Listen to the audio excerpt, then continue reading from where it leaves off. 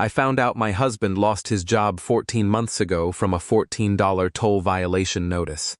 That's not the worst part. The worst part is what I found in the county recorder's office 9 days later, with my own signature on it, dated 3 days after my emergency C-section. I'm 36. I'm a hospital billing specialist in Naperville, Illinois. I've been doing medical revenue cycle for 11 years, which means my entire job is finding the one line in a 40-page claim where the number doesn't match the other number. I want you to remember that about me, because it's the only reason any of this ever came out. My husband Neil is 39. We've been married 9 years. We have twin boys who turned 6 in March. He was a regional sales manager for a company that sells commercial water filtration systems to school districts and hospitals out of an office in Itasca, about 35 minutes from us on a good day. That's what I would have told you in April. Regional sales manager. Present tense, here's our normal so you can see how a thing like this survives. Neil got up at 10 after 6. He showered. He put on a pressed shirt. He had 11 of them and he ironed them himself on Sunday nights, which I thought was one of the most attractive things about him. And he left at 6:40 with a travel mug. He came home between 6:15 and 6:30. He complained about a purchasing director named Ken. He complained about a competitor who kept undercutting him on a district in Aurora. He went to a sales conference in Indianapolis in October for 3 days and brought the boys back Colts hats. His paycheck hit our joint account on the 15th and the last day of every month. $3,184 each time. I saw it. I balanced against it. I built our budget on it. Now, my mother-in-law. Her name is Marguerite. Everybody calls her Margot except her sister, who calls her Margie, which Margot hates. She's 66. She was a paralegal for a real estate and estate planning firm in Wheaton for 29 years, retired in 2019, and if you take one thing from this whole story, take that. 29 years of watching attorneys sign things. She knows exactly what a document is supposed to look like, exactly which forms get recorded and which ones sit in a drawer, and exactly how much authority a person sounds like they have when they say the words, "This is standard." Neil's father died in 2016. Margot has one other son, Craig, who lives in Charlotte and who calls twice a year. She never liked me. That sounds dramatic, so let me be specific. Because it was never dramatic, it was 1 degree at a time. At our engagement dinner in 2015, she gave a toast that included the sentence, "Neil has always been a rescuer." Just that. Everybody clinked. When we bought our house in Naperville in 2018, 4 bedrooms, a split level with an ugly brick front and a good yard, Margot gave us $30,000 toward the down payment. Enormous gift. I cried. I wrote her a card by hand. At the closing, she leaned over and said quietly, in a voice like she was giving me a compliment, "This is Berenson money, honey, just so we're all clear on the history." I said, of course. I meant it, too. It was her money and she was being generous with it. Then there were the small things. She calls me Priya, dear, which sounds warm and is not, and for 9 years she has introduced me to people as Neil's wife, in a way where the pause comes before the wife. When the twins were born, she referred to them, in front of me, as the Berenson boys, which is technically their last name and also not what people say. When I was promoted in 2021, she said, "Oh, good. So you can slow down at some point." And there was the thing about the house that came up maybe once a year, always lightly, always as a joke. She'd be at our kitchen table and she'd look around and say something like, "Well, this is the family investment right here."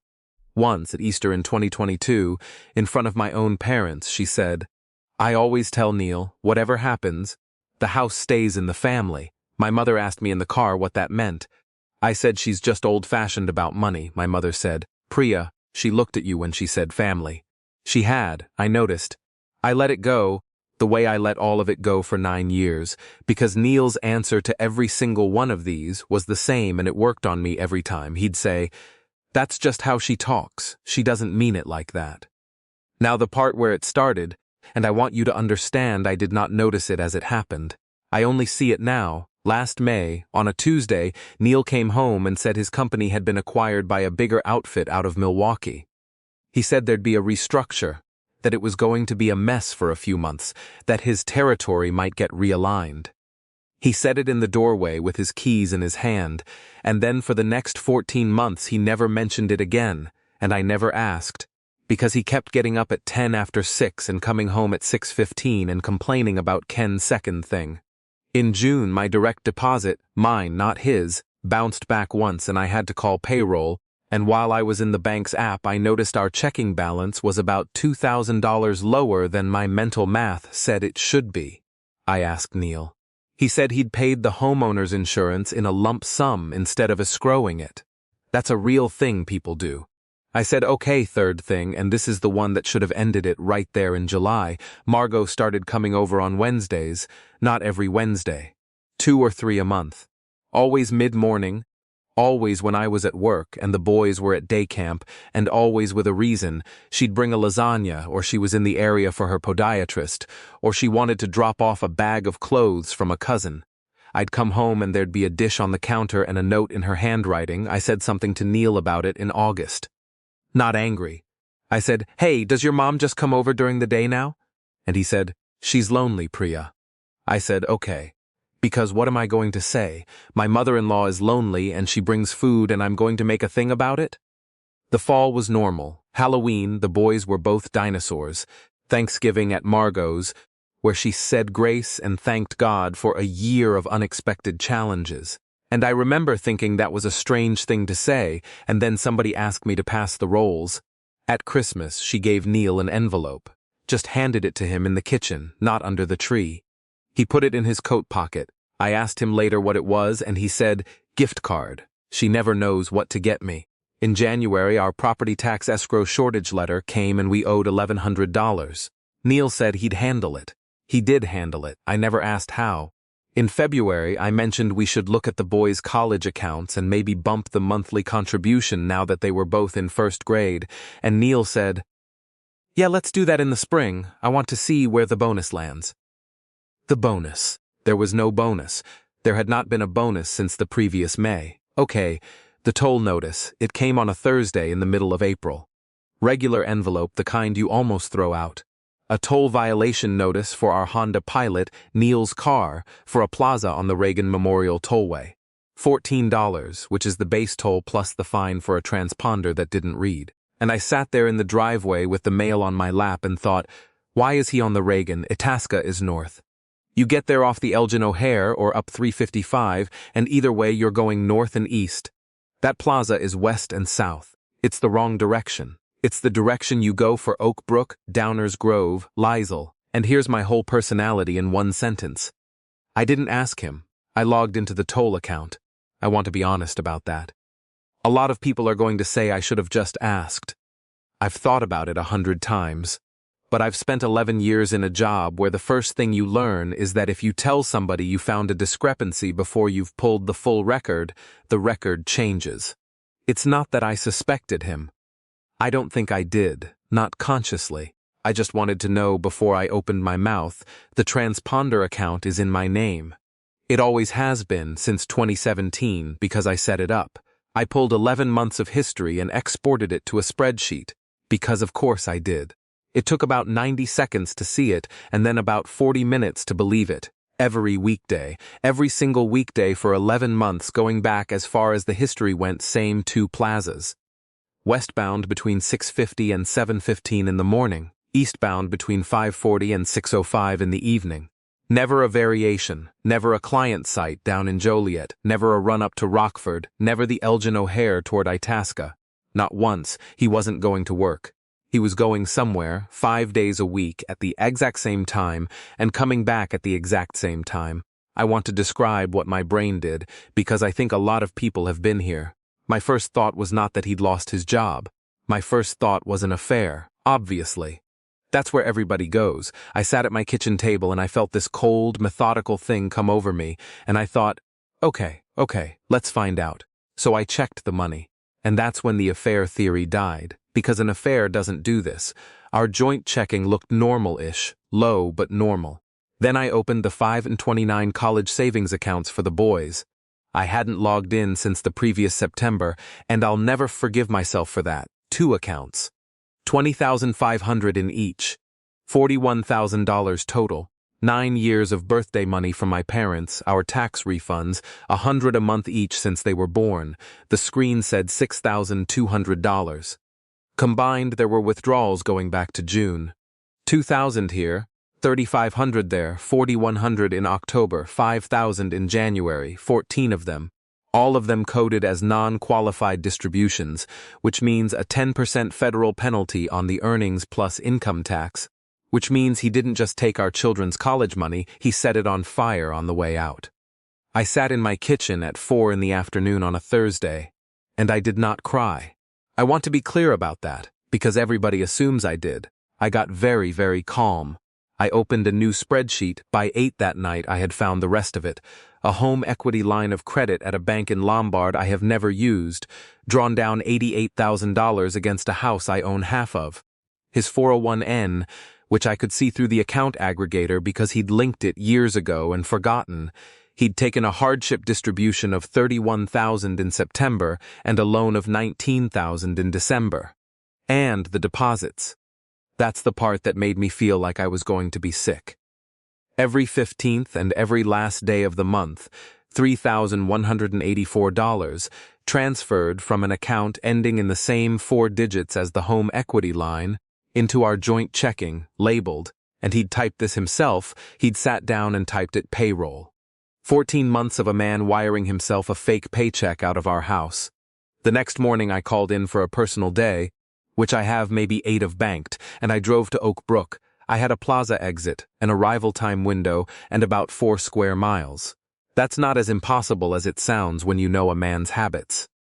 There's a cluster of office buildings off 22nd Street with public parking structures, and there aren't that many with an entrance that would make sense from that exit. I found the pilot in the 3rd one I checked, on the 4th level, backed into a spot in the far corner where the structure opens up and you can see the trees. I parked 4 rows over and slightly behind, and I sat in my car from 8:40 in the morning until 5:15 in the afternoon. He was in the driver's seat.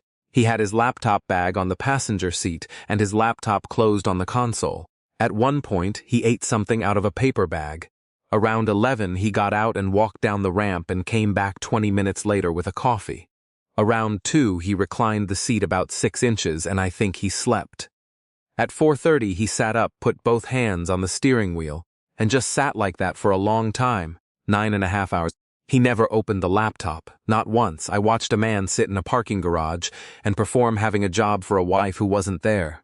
I drove home before he did. I made pasta. I helped with a worksheet about the letter Q, and at 6:10, the garage door went up, and he came in with his travel mug and his laptop bag, and he kissed me on the side of the head, and he said, "Ken is going to give me a stroke."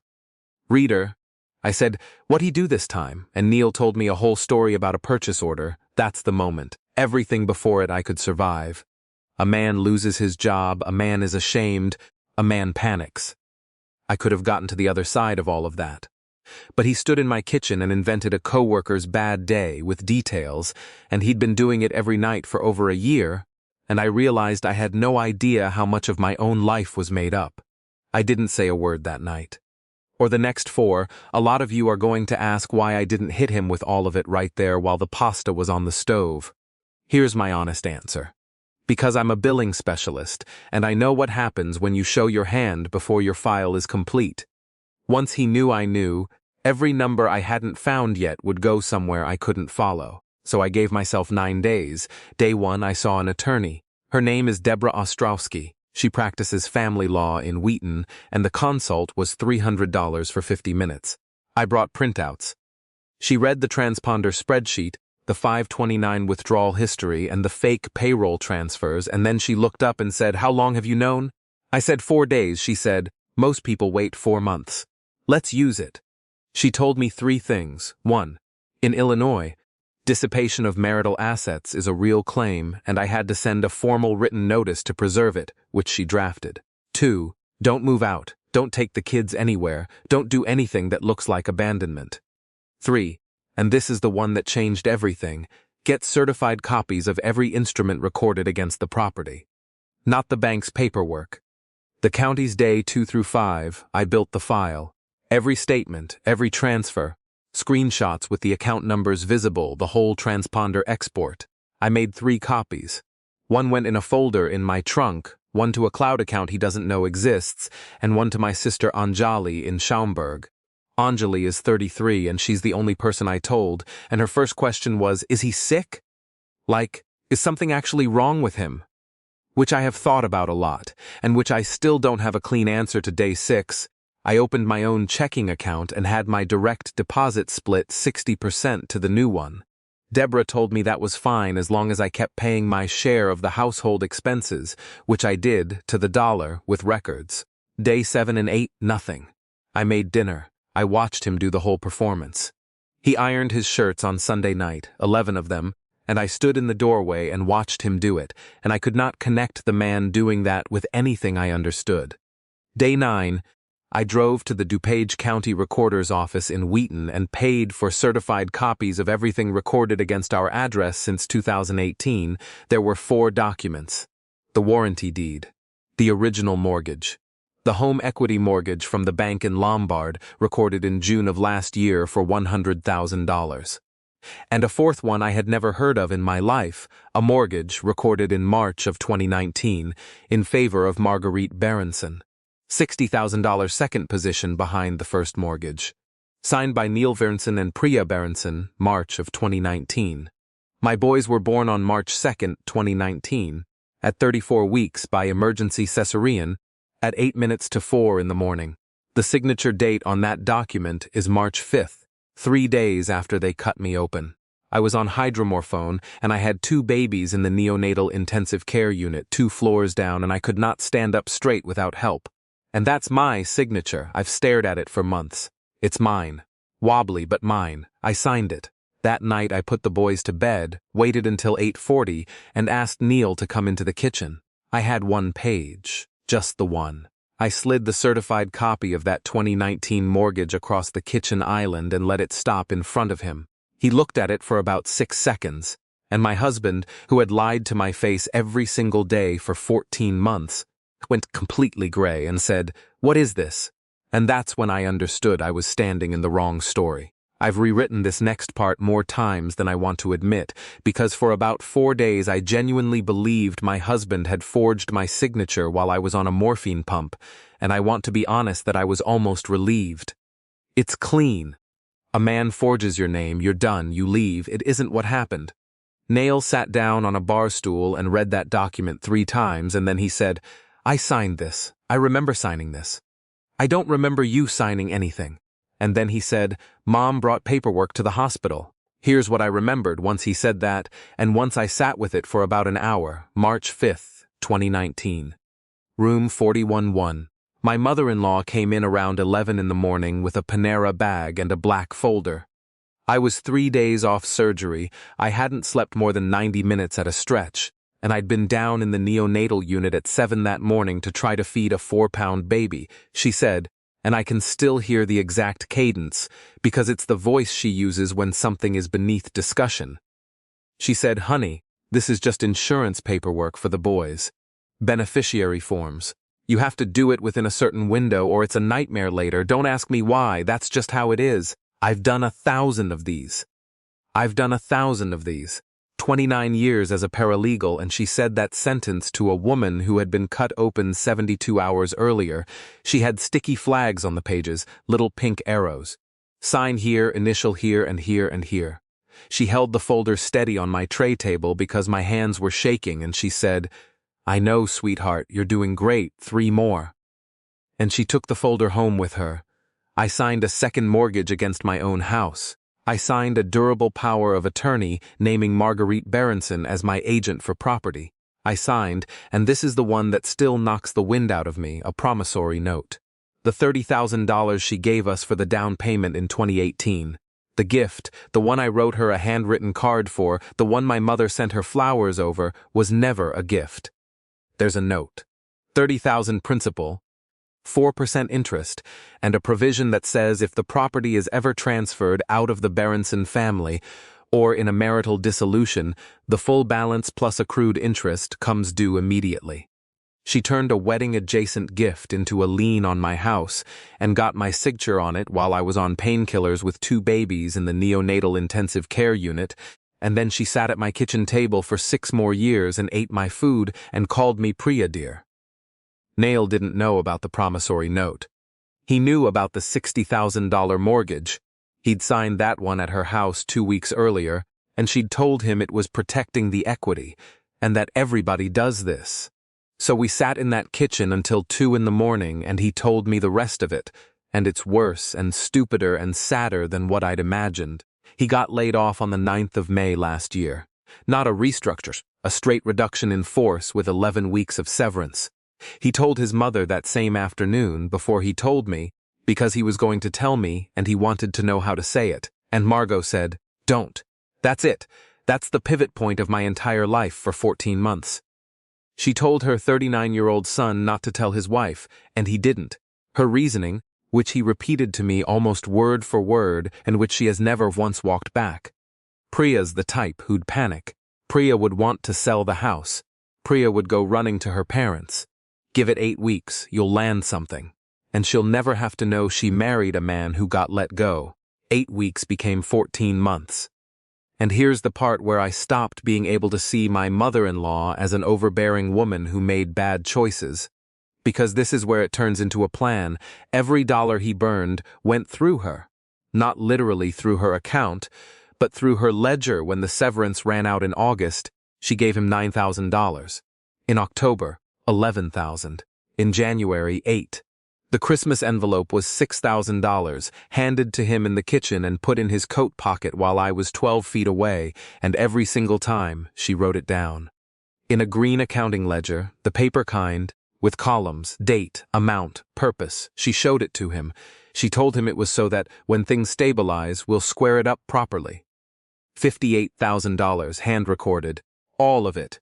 Per the language in that 2019 mortgage that she drafted herself, secured against my house, she wasn't rescuing her son. She was building a position.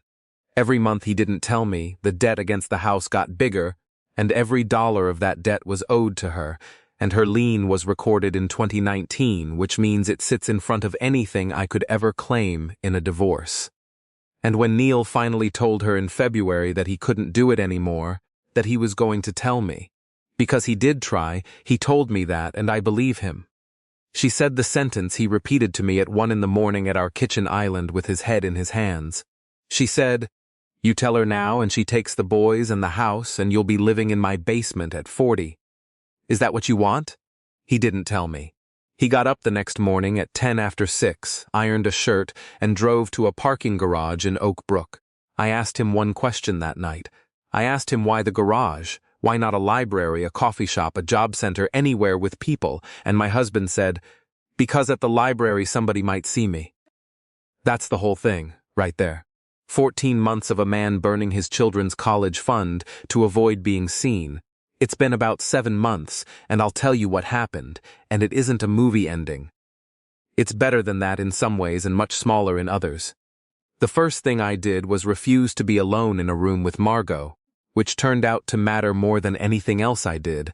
Deborah's strategy was straightforward. The 2019 documents were the whole ballgame, and there were 3 things wrong with them. 1. The notary. Every recorded mortgage needs a notary acknowledgement. The notary on that document was an employee at the title company Margot worked with for 29 years. His stamp is on a document I signed in a hospital bed. He was not in room 4114. He has never met me. Deborah's investigator got that confirmed in about 9 days, and once a notary is looking at losing his commission, he becomes an extremely cooperative person to the hospital record. My chart from March 5, 2019, documents hydromorphone administration at 9:40 in the morning and again at 1:15 in the afternoon. Margot signed the visitor log at 11:02. There is a nursing note from that afternoon describing me as somnolent, difficult to rouse for vitals. 3. The power of attorney. Executed the same day, same notary, same condition, and never disclosed to me in 6 years. Deborah said that one word undisclosed, with a certain amount of joy. We filed to void all 3 instruments. Fraud in the execution, lack of capacity, defective acknowledgement. Margot fought it for exactly 11 weeks, and I want to tell you what those 11 weeks were like, because that's when the family showed me who they were. Her position, in writing, through her attorney, was that I was fully informed and voluntarily executed the documents, and that I was now attempting to escape a family obligation. She actually used the phrase buyer's remorse about a mortgage I signed on painkillers.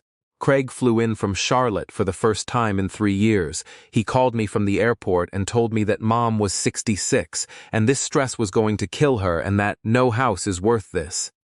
I asked him if he knew about the ledger. He said, "I know she's been helping."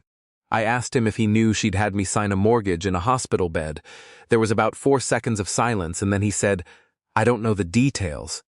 Her sister, Neil's Aunt Dee, sent me a 2-page letter on nice stationery about how in their family women hold things together instead of tearing them apart. The group chat with Neil's cousins removed me. Nobody said anything. I just noticed one day that it was gone. My own parents wanted me to take the boys and come to Schaumburg. My father, who is 68 and the gentlest man alive, said one sentence about Margot that I won't repeat and that I think about with enormous fondness. And then it broke, and it broke because of Neil. He gave a deposition in September. His mother's attorney was there. Deborah told me afterward that he answered every question in about 8 words and never once looked at Margot, and that when he was asked whether his mother had instructed him to conceal his job loss from his wife, he said, "Yes, on May 9th, the day it happened." And when he was asked whether he was present when I signed the March 2019 documents, he said, "No. I was in the neonatal intensive care unit with our sons. My mother told me she'd take care of it." She settled 6 days later all 3 instruments, the $60,000 mortgage, the power of attorney, the promissory note, vacated and released. She recorded the releases herself, which I understand was a deliberate humiliation on Deborah's part and which I did not object to. The $30,000 from 2018 goes back to being what she told everyone it was for 6 years. A gift. She waived it in writing rather than have the note litigated, which tells you everything. The $58,000 she gave Neil is between the 2 of them. She'll never see it. She has no lien and no note, and her son has no money. Now the part everybody asks about. I did not file for divorce, not yet. I want to be very careful here because I know how this sounds. Neil is in individual therapy on Mondays and we're in marriage counseling on Thursdays, which we pay for out of my income, because he currently makes $22 an hour doing inside sales for a plumbing supply distributor in Aurora, a job he got in June and told me about the same day he got the offer, which is a low bar and which he cleared. The 529 accounts have been rebuilt to $19,400, mostly from the home equity line being paid down out of the settlement of a legal malpractice claim. Deborah pursued against the title company over the notary, which I'm not allowed to say more about. We are living in the same house. I have my own accounts. I have a folder in my trunk. Our counselor asked me in October whether I'd forgiven him, and I said no. And she asked if I was planning to, and I said I don't know, I'm planning to see how he does. And Neil said that was fair, and honestly that's where we are. Here's why he gets a chance and she doesn't. Neil did something cowardly and it snowballed for 14 months and it cost my children $41,000. He was drowning and he chose shame over his family every morning for 400 and some days. But Margot made a plan. She heard her son had lost his job and her first thought was not how do we help him. It was how do we make sure the house doesn't leave the family if this marriage goes sideways. She'd had that lien sitting in the county recorder's office since 2019, waiting since before there was even a problem. She got a woman's signature 72 hours after surgery. She has never apologized. Not once. She sent one email in November, to both of us, and the entire body of it was, "I have done nothing my entire life but protect this family. Someday you will both understand what that costs." She has not seen the boys since April. That's my decision, and Neil didn't fight me on it, which is the single thing that's kept me in this house. Aunt Dee still sends cards. Craig called me in December, alone, and said, "I've been going through some of Dad's old paperwork." He didn't finish the thought, and I didn't push him. I think there's more. I think there's always more with her. Last week I found Neil in the garage at 11 at night ironing shirts for a job where nobody cares about shirts. He said he didn't know why he still did it. I said me neither. So here's what I want to ask, and I want real answers, because my sister and I have been arguing about it since April. Was I wrong to sit on it for 9 days and go to a lawyer before I said a single word to my husband? Or is that exactly what 14 months of being lied to buys you? And the bigger one, the one I actually need help with, is a man who let his mother do this to me for 6 years any less responsible than the woman who did it?